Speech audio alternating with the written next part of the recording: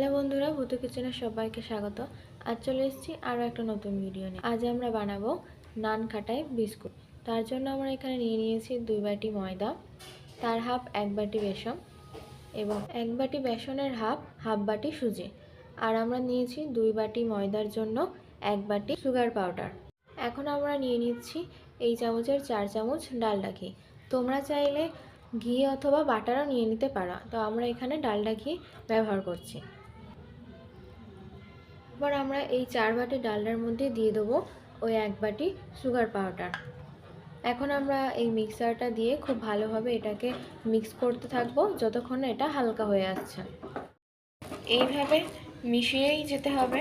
এটা অনেকটাই হালকা হয়ে এসছে, আরও হালকা হওয়া পর্যন্ত এটাকে আমরা মেশাতে থাকবো। প্রায় 8 থেকে 10 মিনিট আমরা চিনি এবং ঘিটাকে ফেটিয়ে নিয়েছি। এটা এখন অনেকটাই হালকা হয়ে এসছে, সেটাকে বোঝার জন্য এখন আমরা একটা বাটিতে জল নিয়ে নিয়েছি। সামান্য একটুখানি মিশ্রণ নিয়ে আমরা এটাকে জলে ফেলে দেখব। এটা খুব সুন্দর ভেসে উঠেছে, অর্থাৎ ফেটানোটা খুব ভালোভাবে হয়ে গেছে। এরপর আমরা একে একে দিয়ে দেবো আগে থেকে মেপে রাখা ময়দা। আমরা সমস্ত ময়দাটিকে আগে থেকেই চেলে রেখেছি এবং আমরা সমস্ত কিছুকে একই সাইজের সব বাটিতে নিয়ে নিয়েছি যাতে মাপটা একদম সঠিক হয়। এরপর আমরা দিয়ে দিচ্ছি বেসন, সুজি, ফ্লেভারের জন্য কয়েকটা চিনির দানা দিয়ে গুঁড়িয়ে রাখা এলাচ, হাফ চামচ বেকিং সোডা, হাফ চামচ বেকিং পাউডার এবং মিষ্টিটাকে গাঢ় করার জন্য দিয়ে দেবো সামান্য পরিমাণ লবণ। এরপর সমস্ত কিছুকে হালকা হাতে খুব ভালোভাবে আমরা মেখে নেব।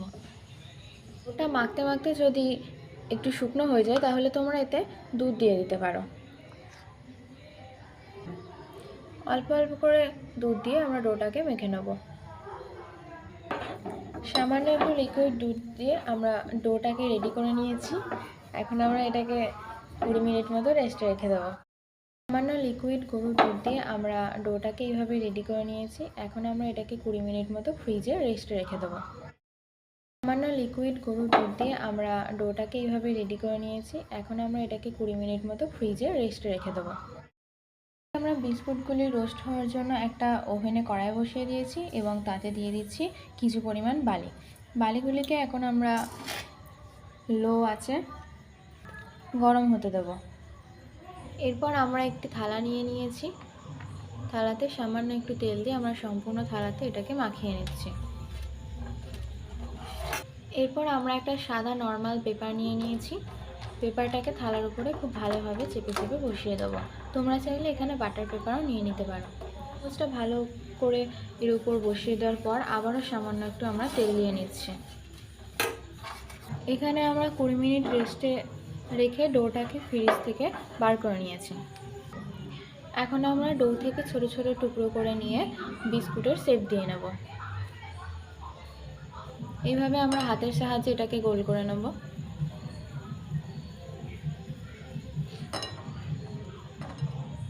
এইভাবে হাত দিয়ে চেপে চেপে আমরা বিস্কুটের শেপটা দিয়ে নেব এবং একইভাবে সমস্ত বিস্কুটগুলি রেডি করে নেব। সমস্ত ডোটাকে আমরা বিস্কুটের শেপ দিয়ে নিয়েছি। এখন আমরা বিস্কুটগুলিকে রোস্ট করার জন্য থালায় নিয়ে নিচ্ছি। একদম গায়ে গায়ে রাখলে হবে না, কারণ রোস্ট করার পর বিস্কুটগুলি সাইজে একটু বেড়ে যাবে, তাই একটু ফাঁকা ফাঁকা করে রাখতে হবে। এখন আমরা বিস্কুটগুলির উপর কিছু ড্রাই ফ্রুট দিয়ে দেবো।